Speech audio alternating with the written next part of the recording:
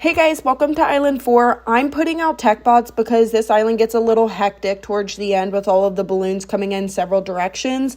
So the tech bots allow the ability, once you select which tower, the ability will automatically go once it's refreshed. And so I did this. You can skip that part. We're going to start out with our hero, set her on strong, and then we are going to start out with the boat. We're going to make it a 3-2-0. Once you get it upgraded to a 3-2-0, you can click on that little car and clear out so it has clear vision. With this particular boss, it goes immune every 10 rounds to the different types of towers. So right now it's immune to primary, but on round 10, it's going to go immune to military. So we're going to start putting out super monkeys and we're going to make it 2-0-0. We're going to do 2 total of these. Once it goes immune to the military, you can sell that boat. That way you can go ahead and create 2 total of the super monkeys. Once you get 2 total of the super monkeys, we're going to add an ice monkey. We're going to make it a 4-2-0. You can put it more towards the top end of the map. That way it can help clear up the rock balloons up at the top. And then the towers that we have in the back end is going to target strictly the boss. Dreadbloon is one of my favorites, but the one thing you have to know is knowing what round you're on and having high tier towers in each one of the categories, especially as the rounds start going. So here in 3 rounds, it's going to go immune to magic, and that means the super monkeys are going to be ineffective. And that is why you're going to see me turn around and sell the super monkeys and upgrade a boat to a 4-2-0. It's a great strategy because it's going to target the entire map. The ice monkey up top is also going to help with the rock balloon and the balloon cleanup because it's immune to magic. So the ice monkeys are great against the rock balloons, especially early on.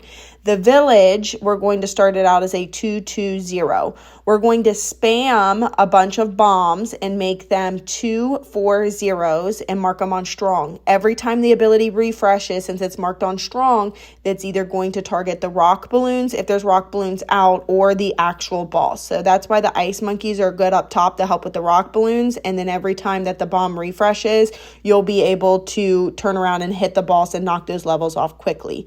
When you hit around round 30 to support, you need to start preparing for what's going to be our first tier 5, which is going to be a spike factory. It's going to be a 2-5-0. You don't want to create it all the way to a T5 just yet because it's still immune to support. And when it hits round 40, then it will go to immune to the primary. When it hits round 40, we will sell the bombs because they're no longer going to be effective. We're going to keep the ice monkeys because even though it's going to be immune to primary, the ice monkeys are going to help with just slowing down the actual balloons in general until the spikes can go on the track. So I highly suggest keeping those. After you get that T5 upgraded, we're going to loop and upgrade our ice monkey to a 5-2-0. I know it's immune to primary now, but the spike is such an effective tower against this boss that it's going to go quickly to primary. So once it hits that ice monkey, in theory, you will be able to turn it to a T5 and then it will start doing effective damage to the rock balloons and the boss. I am also going to put out a spike towards the back end of the map, and eventually that will be a T5. This particular boss and map is not difficult in the sense of where you will quickly get the levels off. The hard part with this one is there is a very short track going down where the boss is, and then you have 2 different directions it's coming. So you have the potential for balloon leakage. This is going to get you well over 100 with no Paragon, but it's still going to push forward a couple times because I was not quick enough when I was placing my towers. Once you get your spike upgraded to a 4-0-2, we're going to start working on a Mad. Mad is a great tower, and it's getting ready to hit immune to magic, which primary then will be available as well too.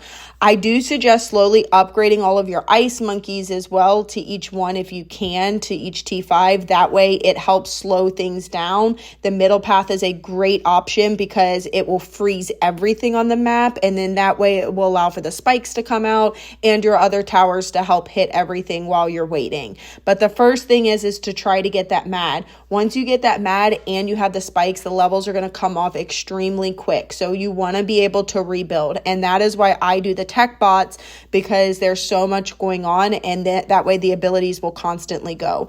Another thing is upgrading your village. I used a tech bot for the village, so then that way when the village ability refreshes, it will just automatically start using its ability, and then the towers are going to become more effective.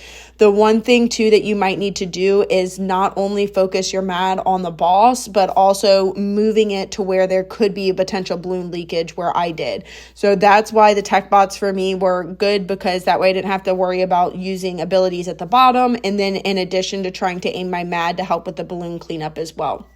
I do suggest when it goes immune to military that you sell your mad or sell enough towers, but leave out the ones that are going to hit the entire map. So definitely leave out that spike and upgrade the spike towards the back end of the exit. Now it's extremely expensive, but it's worth it because it's going to hit not only where the boss is going, the exit of the map, but it's going to hit where the rock balloons come out on the opposite side. And like I said earlier, you're also going to see me upgrade all of the ice monkeys to T5s as well. I believe it's very important, especially when you hit round 90 and 80, you're going to have DDTs, you're going to have pink mobs, you're going to have so much. And once you get that top spike upgraded and you have all of the ice monkeys, then you can start rebuilding your mad, because right now it's immune to military. So once you sell that mad and upgrade to the T5 spike top path, then what I would do is, if you haven't already, upgrade all of your ice monkeys to T5s, upgrade your village to a T5 or any other towers, because the later and more rounds that come off, the harder the rock balloons are going to be, in addition to the balloon cleanup as well. So once you get past to 100, then you can start rebuilding the mad and other towers as well. Remember, this boss is not difficult. It's just you have two different paths that are going to come down, and the path that the boss comes down is a very short one, and then the rock balloons are going to come opposite of where the boss is. So knowing your tower placement of having things to where it can pop the rock balloons on the right hand side, and also where it will be effective on the boss as well. So this strategy is going to get you well over 100. Feel free to modify. The boss pushes forward several times on me, but as easy as it looks, it is a little bit difficult because everything's happening very quickly. The one thing to help with the slowdown is going to be all of the T5 ice monkeys. They're going to be very beneficial. Having that T5 spike in the back end, especially towards the end, because having those super mines is going to help on where the boss is coming, the balloon cleanup, and also the rock balloons on the left-hand side coming out at the beginning as well too. And having a village. The tech bots are beneficial as well, just to kind of help so you don't have to constantly hit the abilities. But that is it. I'll be working on Island 5 shortly. I hope you guys all have an amazing weekend. Make sure you drop a like and subscribe if you haven't. And if you want to support me in-game, my in-game creator code is exactly like my YouTube channel, which is M the Goddess. Thank you guys so much.